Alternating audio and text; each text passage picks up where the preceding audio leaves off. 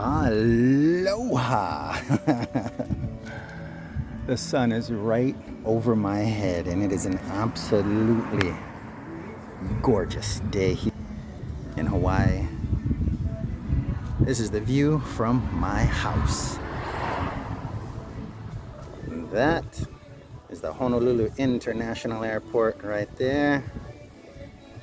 And right over that hill is the famous Diamond Head.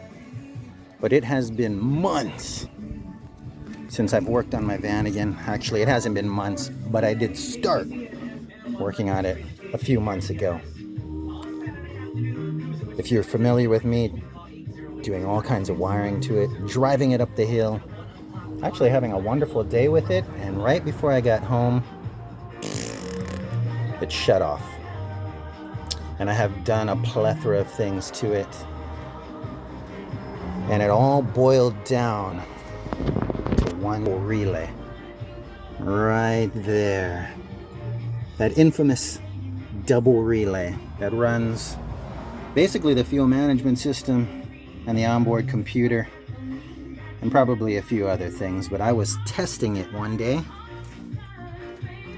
after the VW would not start for weeks after doing all kinds of stuff. And it would start up actually and shut right off, like a second or two later. Start up, shut off, start up, shut off, start up, shut off. I could do it all day long.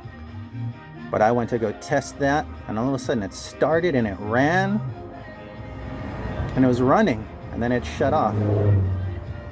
So I started it again, and I whacked that thing right up against the firewall, and it shut off. So I kind of boiled it down to that. Mind you, when I was testing it with my multimeter, everything tested out okay. So keep that in mind. If you're using your multimeter, you may test it and it might work just fine. But something's happening inside that relay. I'm going to guess it is a 40-year-old relay. And while there aren't very many moving parts in it, there are definitely moving parts in it. It is an electromagnetic field that basically switches back and forth. And imagine doing that for 40 years. But I did open it in one of the clips that I had for you, just to see what it looks like inside. When I cleaned it, some green stuff came out, so I know there was a little corrosion going on in there. Although when I did open it, I didn't see any corrosion, and that's probably because I cleaned it all out. So it actually looked really nice on the inside. The only moving part is that little piece of metal that goes back and forth. It actually looked really clean inside. There are a bunch of resistors and diodes in there, of course, and whatever else is inside a relay that I guess go bad over time. So, especially 40 years. But again, it tested good on the multimeter, so keep that in mind if you're testing and checking everything out and everything seems to work okay. It's probably that relay.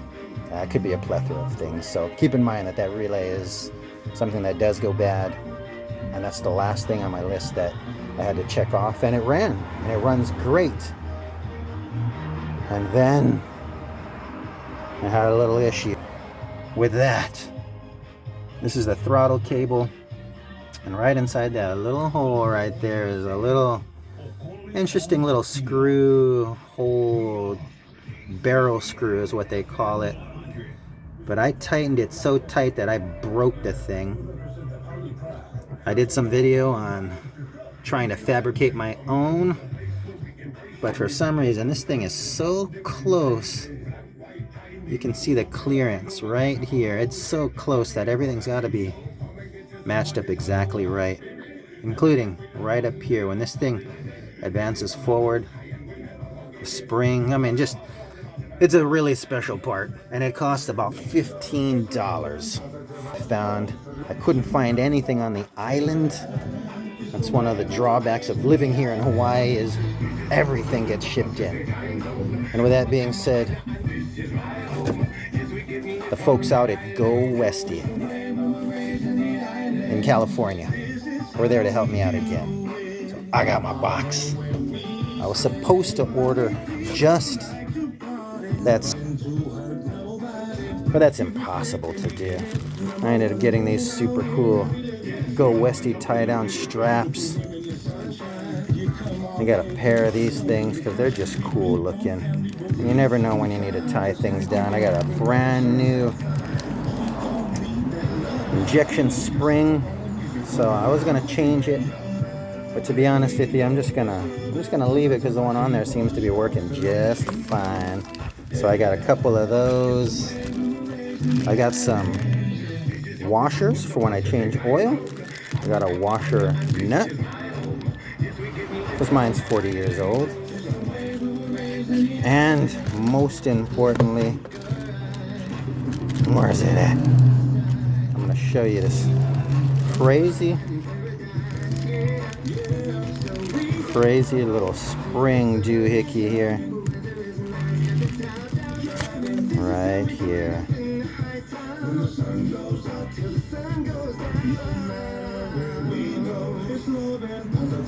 That's it. So this little thing right here has hung me up for the last week and a half now. And again, I couldn't find anything on island. And mind you, this thing is designed so that when you tighten it down, it doesn't need to be tightened down very hard. It's actually a very simple little doohickey that I'm going to put on right now. And we'll see if this, actually I know this will be the last thing that we'll have to do for a little bit. And then I've got a sway bar, I've got an oil cooler, springs, shocks, this thing from T3 that solidifies, I guess, the steering cross member or something. I've got that. I've got a plethora, word of the day again, a plethora of goodies to put on this Vanagon. You love these things and I don't want to say you hate them, but they do know how to press your buttons. But hey, it's all part of the adventure. It's all a part of the thrill of owning one of these things. So let's go install this thing. Tighten it down just slightly. Does not need a lot of force, because that's what I did, and I broke this little bottom half off of this thing trying to tighten it so tight. So I'm going to tighten it down very loosely, just enough to hold it, just enough so it doesn't come loose. I was thinking about putting a little Loctite on it, but I think I'm not going to do that either. I'm just going to let friction do its job. Hopefully we can go driving in some sunshine here in just a little bit, because it is an absolutely gorgeous day. And this will hopefully end everything that's happened with Vanagon syndrome. And now we can enjoy our Vanagon, and you can enjoy hanging out with me and my family as we go to the beaches and some of the spots here on the island. So you guys sit back, relax, and enjoy the ride. Aloha.